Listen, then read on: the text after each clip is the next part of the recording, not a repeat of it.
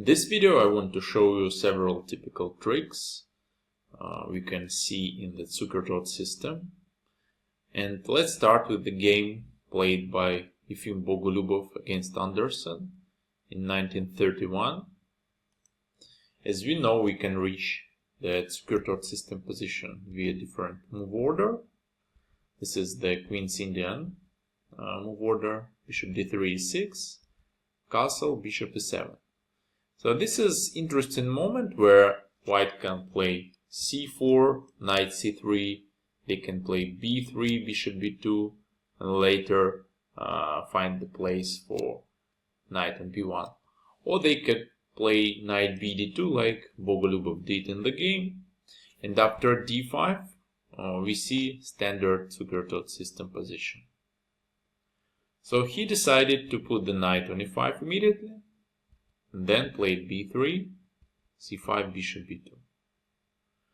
After knight bd7, we see that White can, of course, play f4 and fix the knight, but they can also get the control over the e4 square by queen f3. So now knight e4 is not possible. We see that c4 doesn't work because the bishop on b7 is hanging. So black played rook c8, and one more preparation move, rook a d1. We create very interesting hidden X-ray on this file. Queen c7 was played in the game, and queen h3. Now the trap is finished. Now it's time to check our opponent.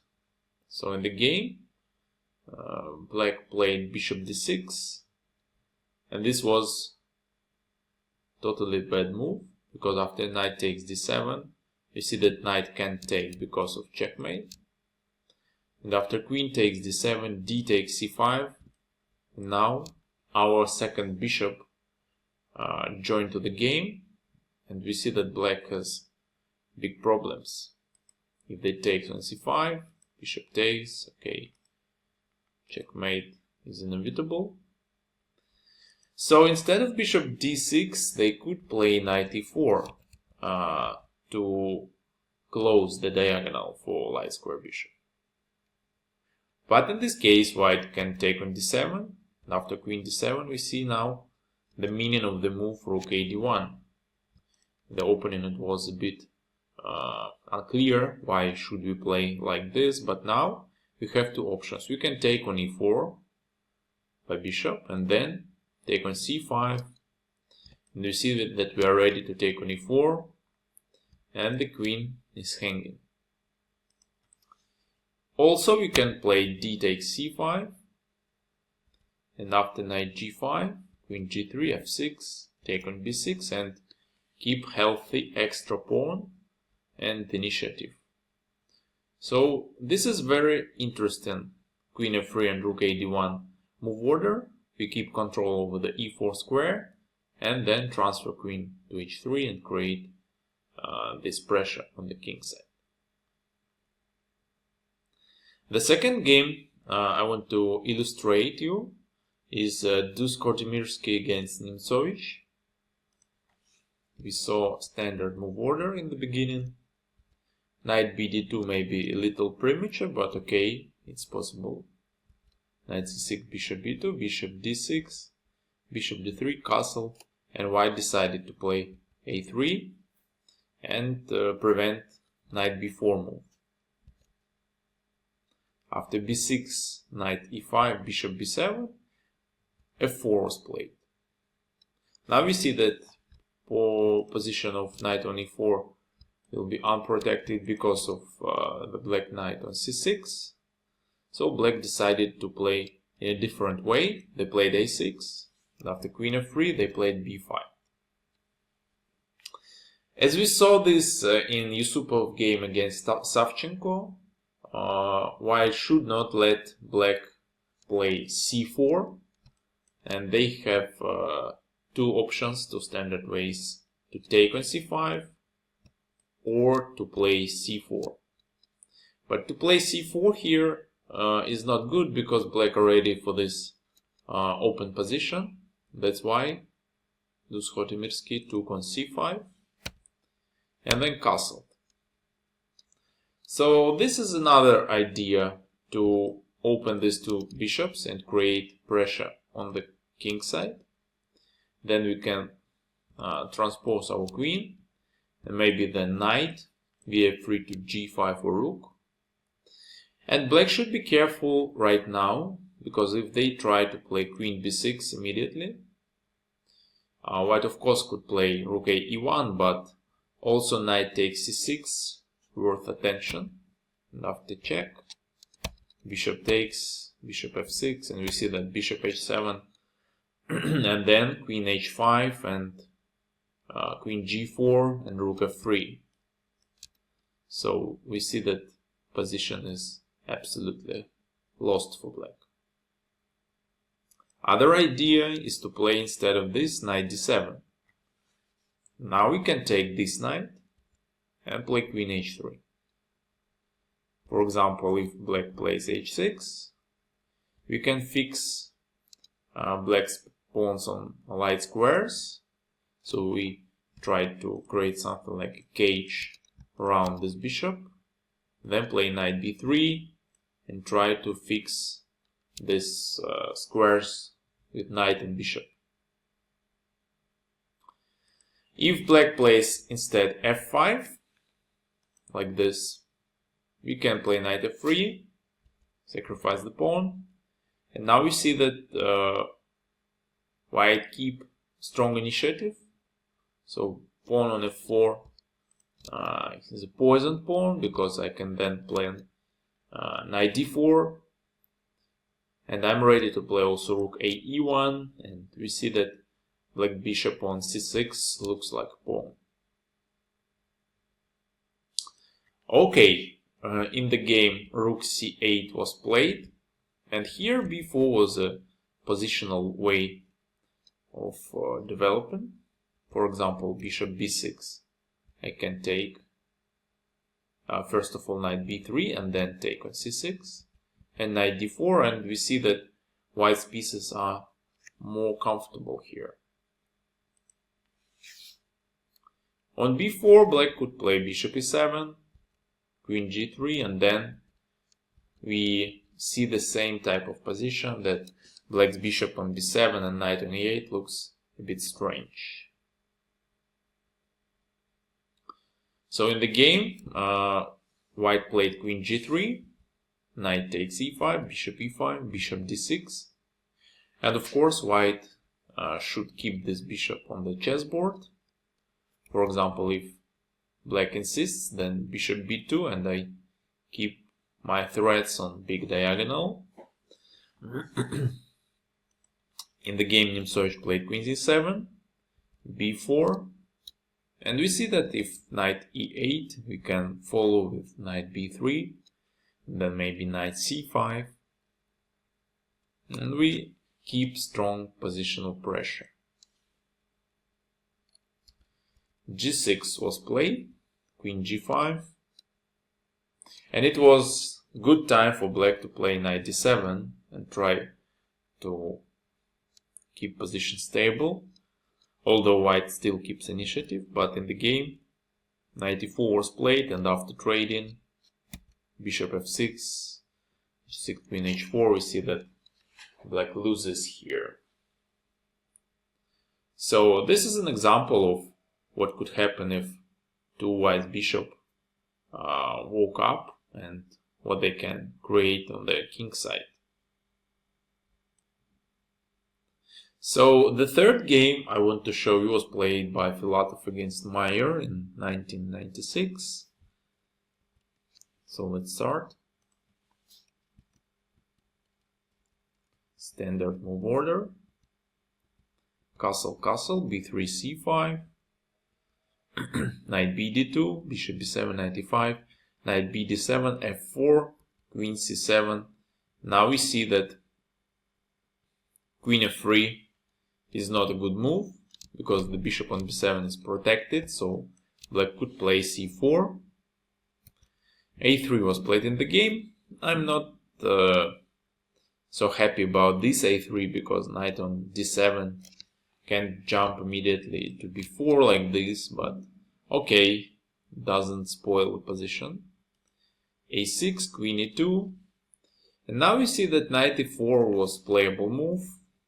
For example, if white trades, then we can take on c5, and then position is interesting, although it can be easier for white to play. Knight c4, rook a d1, queen g4, and we see that white can make some pressure on g7.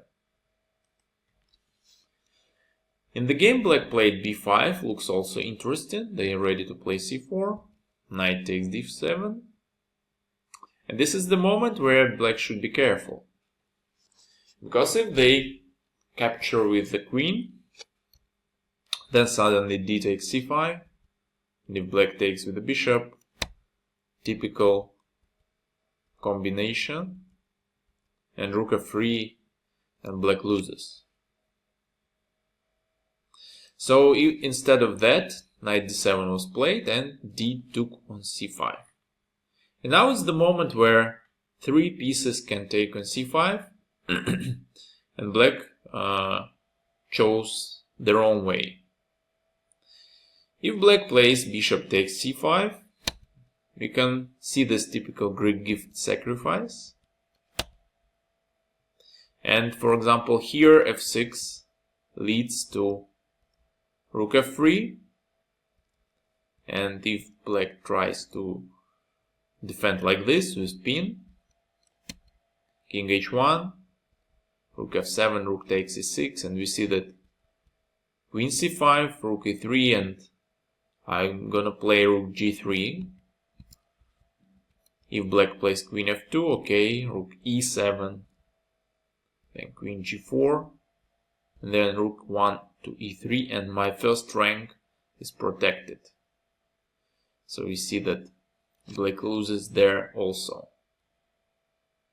If black plays f6, rook f3, and then knight e5 here, then I could take queen g7, and then, for example, queen takes, h takes g3. You see that black has not enough compensation for material, and also their king is really bad. So instead of f6, bishop takes e3 first, king h1. We see that one more time take on g7 doesn't work, rook f3. If black plays f6, bishop h6 is the best move. For instance, knight b6, rook f3. On knight e5, take, queen g7, queen h3, f5, and the position is, of course, better for white. They keep extra pawn, and black has open king, but we see that it's still not easy to win there. But of course, black should play, instead of that, queen takes c5. And now if white takes on h7 and then sacrifices the second knight, of course black should not take because of queen g4, rook f3, and we see nice final e4 move, and black loses. But if black plays queen e3 check, and then king g7, rook f3, d4, now we see that if white takes on e3, black has three pieces for the queen. So it will be not so dangerous for black. Instead of that, after queen c5, white could play b4, then queen c7. And now, for example, rook f3, f5 is a good move, and black close bishop on d3. At the same time, if black plays bishop f6, white can sacrifice on h7, then play queen h5, and then bishop g7, and now we see that black loses immediately. So instead of rook f3, immediate bishop takes h7 leads to the position where after rook f3, knight f6, we see that looks very dangerous, but queen h5 suddenly, not queen c2 because of e4, we saw this before, but bishop h4 and then f6, and we see that black successfully survived. So maybe rook h7 and perpetual check is the best way for white to play in this variation. Okay, let's come back to the 14th move in the game. Knight took on c5, and now immediate sacrifice of two bishops, for instance f6, queen g6, then check, and black loses there. Instead of that, kings take g7. We see that after king f6, elegant dovetail mate, queen g5. So after king h8, rook f3, you see that checkmate on h5 is inevitable.